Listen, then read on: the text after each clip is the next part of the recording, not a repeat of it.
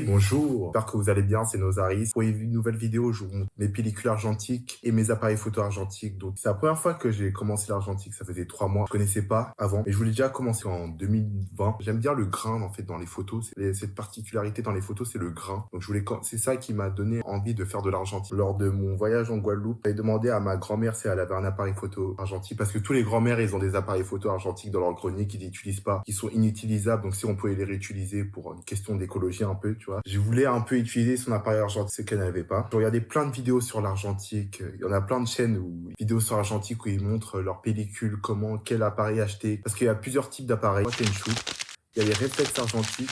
Et il y a les appareils télémétriques. Je vous montrerai toutes les chaînes que j'ai regardées. Si vous voulez aussi vous lancer comme ça, vous serez pas perdu quand vous voulez racheter un argentique. Vous direz, ouais, mais quel appareil je vais acheter? Je sais pas. Donc, je vais mettre les chaînes en barre d'infos. Comme ça, ils pourront mieux vous conseiller que moi, parce que moi, je suis encore un débutant. 2 mois que j'ai commencé dans l'argentique. Donc, je vais vous montrer les appareils. Déjà, le premier appareil, c'est pas moi qui l'ai acheté. C'est mon frère. C'est un Polaroid autofocus 390 AF que mon frère m'a passé. Il l'utilisait pas. Donc, il m'a dit, tiens, vas-y. Comme il avait acheté d'autres appareils à photo dans une brocante, il m'a dit, vas-y, tiens, je te le passe. Il est bien, mais il s'use très vite parce que faut mettre des piles et les piles sont pas assez performantes pour faire marcher assez bien l'appareil. Donc je suis obligé d'acheter fréquemment des piles. Plus les pellicules qui coûtent cher, plus les piles, vous voyez, ça fait un gros combo et ça devient onéreux. Voici, je vous le montre comme ça. Je vais vous montrer les photos que ce que j'ai fait avec. J'en ai pas fait beaucoup de photos, j'ai raté beaucoup de pellicules avec cet appareil. La première pellicule, une photo assez basique, elle est bien, mais je la trouve pas assez incroyable en fait. C'est peut-être la seule pellicule que j'ai réussi avec cet appareil photo. J'aime bien l'esthétique avec la lumière, les barres là. Peut-être c'est la pellicule qui est mal placée, donc elle décale la photo. Des fois, ça va faire ça avec. En fait, c'est ça avec cette pellicule-là, avec cet appareil photo, il a décalé les photos, donc donc vous voyez là, ça déborde aussi encore. Là, on voit mon ordinateur, c'est ma chambre. Ouais, c'est pas des photos gâchées, mais je trouve que c'est des photos un peu inutiles. Donc elle est assez sombre. En fait, vers la droite, il y a un halo de lumière, comme si j'avais mis du flash, et l'autre c'est bien sombre et il y a pas de flash. Donc celle-là, elle est totalement gâchée. J'ai mis mon doigt sur l'objectif. Donc voilà, ici, voici les 7 photos que j'ai fait. D'habitude, c'était une pellicule de 35 poses. J'ai appuyé. En fait, des fois, ça marchait pas, ça mettait rouge. Donc peut-être j'ai mal mis la pellicule, j'ai mal installé la pellicule dans l'appareil. Donc je sais pas du tout. Donc, si quelqu'un peut m'aider pour ça, pour cet appareil photo. L'autre, je n'ai pas de problème. Je sais bien mettre la pellicule, mais dans cette photo, j'ai toujours un quick, comme on dit, et un compact. Ce n'est pas un réflexe. Donc je peux pas contrôler l'ISO. Je peux pas changer l'objectif. Il y a rien. L'objectif est fixe, donc je peux rien faire. Donc tout est automatique, je peux rien faire je mets juste la pellicule et shoot directement. Voilà, c'est ça l'utilité d'un point and shoot. Même s'il y a plusieurs point and shoot qui ont différentes caractéristiques, mais je vous le conseille un peu une utilisation dans la vie quotidienne. Si vous voulez faire des photos partout, en soirée, pendant les vacances, vous pouvez faire des photos souvenirs pour votre famille, tout ça. Donc je vous le conseille quand même. L'autre appareil photo, c'est un Pentax Zoom 105 Super que j'ai acheté. Parce que comme j'en avais marre d'acheter des piles plus des pellicules qui coûtaient cher, donc je me suis rabattu vers cet appareil-là. Un article en fait qui proposait les 5 argentiques point and shoot à avoir, et il y avait cet appareil-là et je me suis dit bah pourquoi pas le prendre, comme ça au moins je vais pas prendre un appareil qui n'a pas eu d'avis, au moins c'est certifié, il a un avis, il est bien, il est fiable. Je l'ai pris sur le bon coin à une grand-mère, je sais pas, c'était une grand-mère, elle s'appelait Dominique. Bon, il y a pas que des grand-mères qui s'appellent Dominique, mais avant plusieurs appareils argentiques. Je la conseille, je mettrai en barre d'infos son profil sur le bon coin. Très gentil, tout ça. Ça a été 17 €, donc c'est pas été cher. En plus, c'est arrivé rapidement. Je voulais déjà un appareil argentique, mais je voulais commencer par un point and shoot parce que c'était que quelques mois que j'avais commencé l'argentique. Et investis pas directement dans un réflexe. Commence déjà par un point and shoot pour voir ce que tu veux. Est-ce que tu aimes bien ça? Est-ce que tu vas arrêter en plein élan et te dire ouais bon, j'en ai marre de l'argentique. En fait, ça me saoule. Donc je voulais commencer petit à petit en faisant une évolution. Donc j'ai pris ce point and shoot là, qui n'est pas comme le autofocus 390 AF Polaroid. C'est un Pentax, c'est une marque japonaise d'appareil photo. C'est un 38-105 mm. Donc il a plusieurs zooms. Regardez, je vais vous montrer les zooms. Hop, hop, vous voyez. Voilà, il zoom.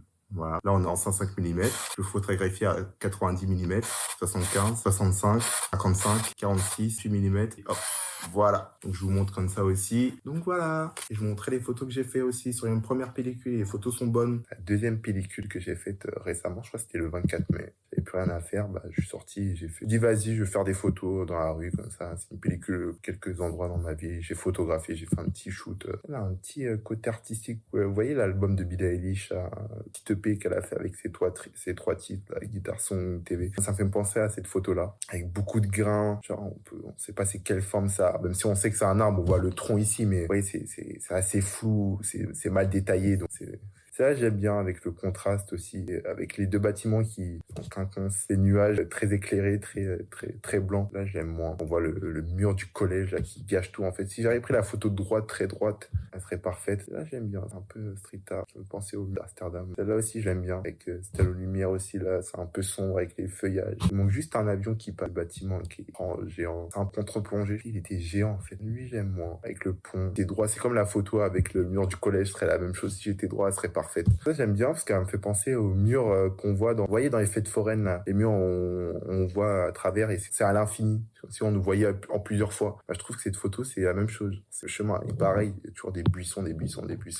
Voilà. Sauf le tronc d'arbre qui gâche tout. En fait, s'il n'y avait pas le tronc d'arbre, machine déboueur, là, la photo serait parfaite, on va dire. Je ne vais pas commenter sur cette photo. Là aussi, elle est pas mal, ça va. Celle-là ici, ça va.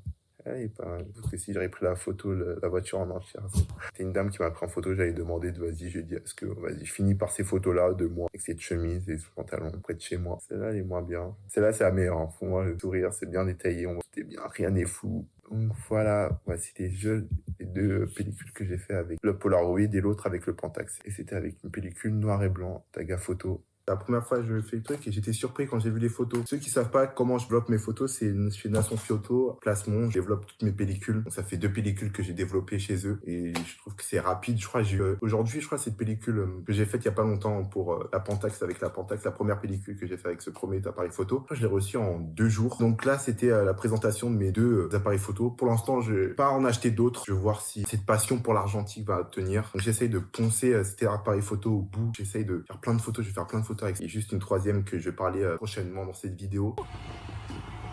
Hey, bonjour, j'espère que vous allez bien, on se retrouve à Porto là. Tout est beau, tout est parfait, tout est beau. Donc là, on se dirige vers l'hôtel. Et là, je vais vous parler de toutes mes photos que j'ai fait durant ce séjour. Donc là, je vais vous montrer quelques vidéos, qu'est-ce que j'ai fait à Porto.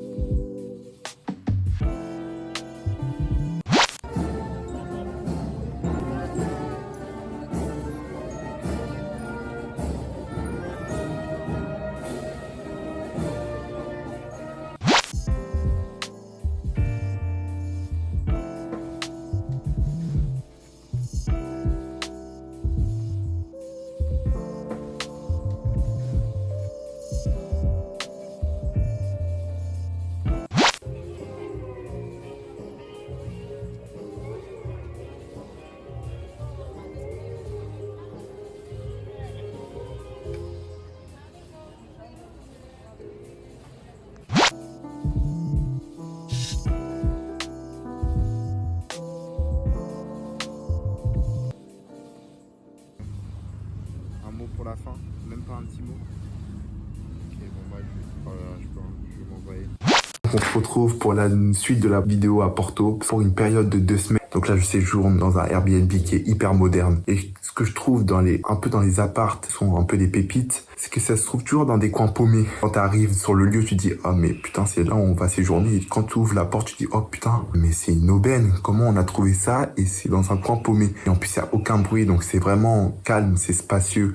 Je vais pas faire un retour, mais je mettrai les photos ou l'adresse de ce lieu en barre d'infos. Je suis en famille, donc je suis hyper hâte de voir le développement de mes photos argentiques. Ça fait longtemps que je voulais partir en vacances là, parce que j'en pouvais plus là. Ce que j'ai fait, parce que j'ai pas suivi mon BTS édition, donc j'ai arrêté en plein milieu. Donc là, l'année prochaine, cette rentrée, je vais faire un bachelor sound design dans une école privée qui s'appelle Studio M. Donc là, je suis hyper content. Et c'est bien de prendre des vacances là, en plus avec tout ce qui se passe en France, avec les JO, les élections qui sont passées. C'est bien d'effacer ça de son esprit et de dire vas-y, je coupe tout et te régénérer en regardant et aussi aller explorer d'autres villes que tu connais pas. Donc c'est tellement bien de prendre des vacances. Moi, je vous conseille ça si vous avez pas assez le temps ou faites un burn-out, de prendre des vacances. Même partir tout seul, hein, même partir en famille. Faites comme vous voulez, mais se régénérer et partir loin des problèmes. Si vous n'avez pas de problème, mais apprendre d'autres cultures ou voir d'autres personnes qui sont pas réellement de votre entourage proche, ça fait toujours du bien. Et quand vous revenez dans votre ville natale, et puis voilà, voici l'aparté sur les voyages, tout ça, mais je suis très content d'être à Porto. Je suis toujours avec le même t-shirt depuis le début de la vidéo, hein, vous inquiétez pas, je me lave, hein. Même s'il faut que je rachète des t-shirts parce que bon, je vais pas donner les détails parce que sinon on va me traiter de gros crado, donc non, je vais pas dire les détails. Vous allez avoir ma vidéo en voix off de tout ce que je vais parler sur la 3e pellicule que je vais faire avec de chez Nasson Photo. La pellicule a été exposée et ils sont mortes, niettes, et je veux plus les réutiliser, donc vous n'aurez pas de photos de Porto avec ma pellicule. Donc en complément, je vais vous montrer les photos que j'ai fait avec mon téléphone. Donc c'est la première photo que j'ai prise à Porto. Et j'aime bien avec cette photo, c'est un peu le château, André, c'est un peu un château de Disney. La photo, elle est un peu grise. C'est comme si on était... Il y a un mélange entre Amsterdam, Bretagne, un peu ce mélange-là, et c'est un peu gris. Les couleurs sont un peu ternes. La 3e photo, elle est très ensoleillée avec les façades des immeubles qui sont de toutes les couleurs, du jaune, ça passe du jaune au bleu. Avec le pont, ça c'est le pont Louis, tout en haut. Là, c'est tout en haut du pont Louis, parce qu'il y a 2 ponts en fait. Il y a un pont en bas, qui est en bas de la mer, juste en bas, et tout en haut en hauteur. Ça, c'était le marché de Bolao. J'ai pris un jus de mangue, fait maison. La photo, je l'aime bien avec ma casquette et avec mon t-shirt qui se concorde. Bâtiment d'une église, mais je sais plus c'est quelle église, peut-être Sao Francisco. On est rentré là-dedans, on pouvait pas prendre de photos. Je me rappelle, nous, on a fait des photos en scred avec ma tante et c'était cool. Là, c'est moi en train de se poser sur le pont Louis, en train de taper la pose. Photo, je l'aime bien avec le mur cassé un peu en briques. En fait, c'est comme s'il y avait un mélange entre la pierre et le béton, un peu, c'est ce mur blanc. Il y avait un bloc en fait à disposition et tu pouvais te mettre dedans. Et c'est comme si tu étais devant c'était une page de magazine. Donc je pouvais faire des photos tout en haut du pont Louis avec plein de personnes qui me regardent parce que j'ai pris une photo. Et on est monté, on a pris un escalier, c'était le Mosteiro da Serra do Pilar. C'est un monastère au sein de Porto.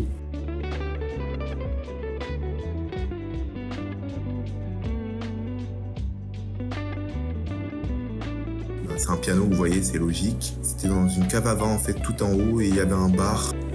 Là, c'était nous, on avait pris un bateau en croisière. Donc on a traversé les 6 ponts, parce qu'il y a 6 ponts à Porto, il y a le pont Louis, et les autres ponts, je les connais pas. C'est juste un filet de pêche en plein milieu de la route, en plein milieu d'un rond-point, tu vois un gros filet de pêche rouge. Je sais pas pourquoi ça fout là, en fait, j'aime pas trop le mot, je sais pas, c'est un filet de pêche.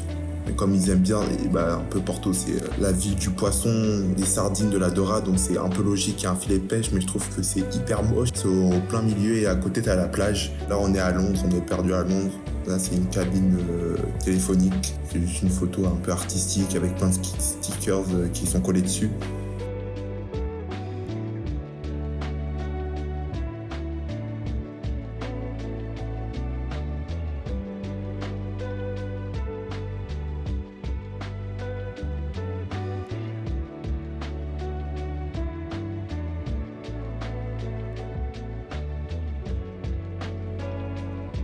Ça, c'était une photo d'un citronnier. C'était dans une ancienne mosquée, en fait. Et là, maintenant, c'est un musée en ce moment même.